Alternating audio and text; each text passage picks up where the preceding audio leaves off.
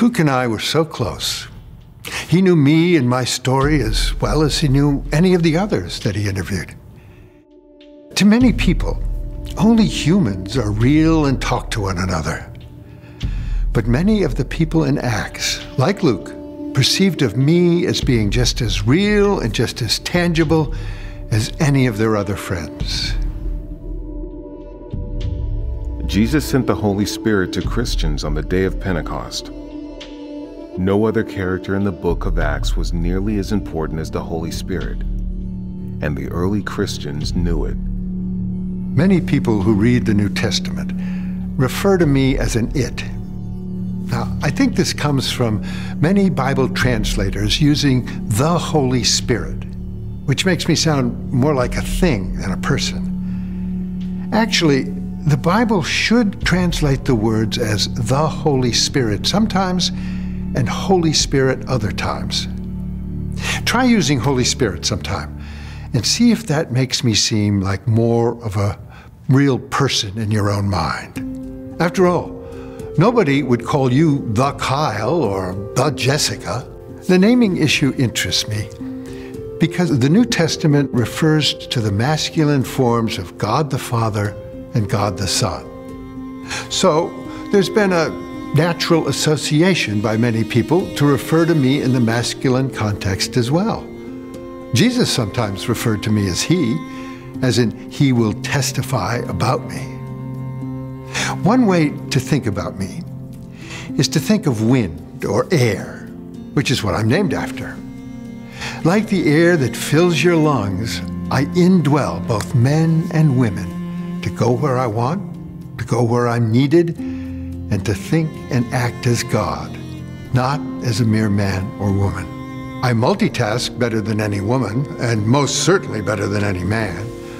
I act where and when I want, as I am needed and invited. And my home includes an indwelling in each Christian. Now, only one thing amazes Jesus and me: the choices of human beings. Everything else in the universe makes perfect sense. I mean, Jesus was usually amazed at how some people made choices based on their faith or lack of faith. Me, I just stand amazed at so many of their choices. Before the beginning of time, we were sure that Jesus was going to have to come to earth to save mankind from their sins. We knew that he would eventually have to sacrifice his life in order to make that happen. Me, I was still amazed that the Jewish leaders would kill their only hope of redemption, the Messiah they'd been waiting for so long. The Father was not amazed. Jesus was not amazed, but I was. But I was not amazed that Jesus sent me back to empower the first Christians. We'd been planning for that to happen for eons. I mean, you can't begin to imagine how some of those conversations went. Not with words, like humans, but imagine a conversation going something like this. Jesus said to me, "You just have to go do for the believers what I did for them when I was alive, but you have it easier. You only have to live inside of them. You don't even have to have your own body. You just live inside the ones they already have. And you get to give them special gifts and powers that I wasn't allowed to give them." Now, don't get me wrong, but that kind of creeped me out at the time. Think creepers on your Facebook page. Now imagine how I think you feel if I go creeping around inside your soul and mind. So, I'm like a polite guest. When you want me around, you have to invite me to be an active part of your life. When you don't want me around, just ignore me, and I will usually not bother you. The first apostles were not sure what to make of it when Jesus told them I was coming back to replace him. And he didn't give them a whole lot of information, so they had to piece together clues like the Holy Spirit will be a counselor, a comforter, and an advocate. With what Jesus told them, they probably thought I was a camp counselor or a good lawyer. Jesus always did like to make the truth a really good surprise.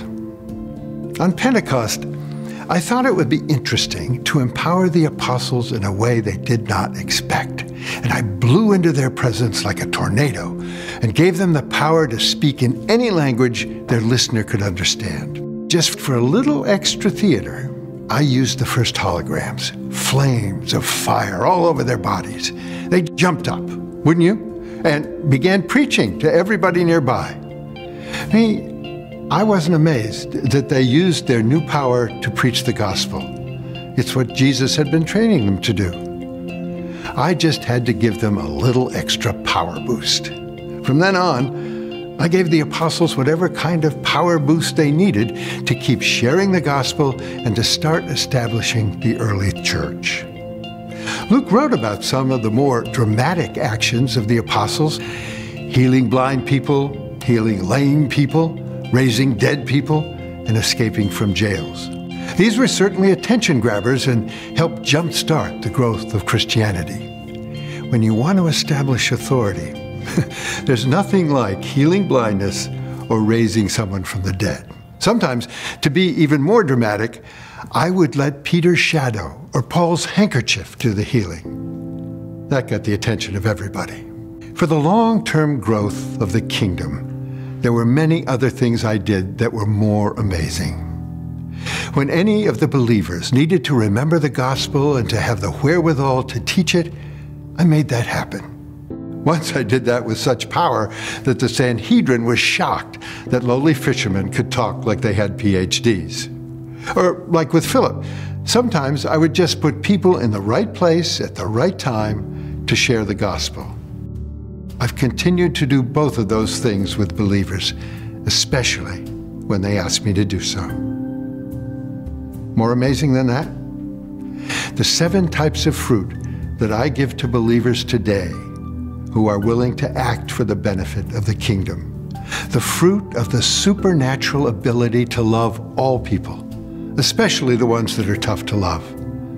I don't give them the ability to love in the way Hollywood promotes, but with the unconditional, obedient love that God commands. I empower people to bless and want blessings for anybody who needs it, even for their enemies. With this fruit, the hated can love those who hate, and the neglected can love those who neglect. I give this fruit of love to anyone who wants it badly enough to use it. I give the fruit of joy, not the gift of happiness, especially the kinds of happiness that the world promotes. I give the type of joy that allows you to be thankful when times are tough, that allows you to see the sunset in your mind when your eyes are blind, the kind of joy that sees the good in people, the kind of joy that allows you to share Jesus because he made you joyful. I give the fruit of peace. In this world, you will have tribulation, but you can have peace in your heart because you know Jesus has overcome the world and you are on the winning side. In this crazy, chaotic, pressure-paced world, most people are seeking a little peace. You can have the peace you want if you ask for this gift from me. With this fruit, you can also be a peacemaker. We so value peacemaking that anybody who is a peacemaker gets the special title, Child of God. Patience and kindness are twofer fruits. If I give you the fruit of love, you also get the fruit of patience and kindness because love is patient and kind. These are fruit that Jesus demonstrated so well and so often. If you'd been him, can you imagine how many times you would have wanted to punch one of the apostles or strike the Pharisees with leprosy or lameness or any of the other things? God is so patient that he wants everyone to go to heaven so badly that he allowed Jesus to be sacrificed. Loving and patient people are kind. I give the fruit of goodness and self-control, twin fruits. It takes immense self-control to maintain your goodness and withstand the temptations of the world. And it takes goodness to want to have that kind of self-control. Do you know why children were so attracted to Jesus? Why so many of the poor and mistreated wanted to be around him? He was gentle.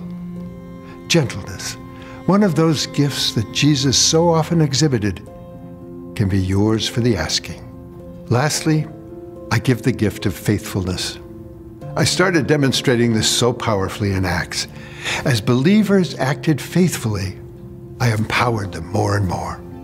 And with time, the miraculous powers were not needed so much, but faithfulness was needed more and more. Faithfulness was needed to endure persecution from the Jews, and as persecution from the Romans increased.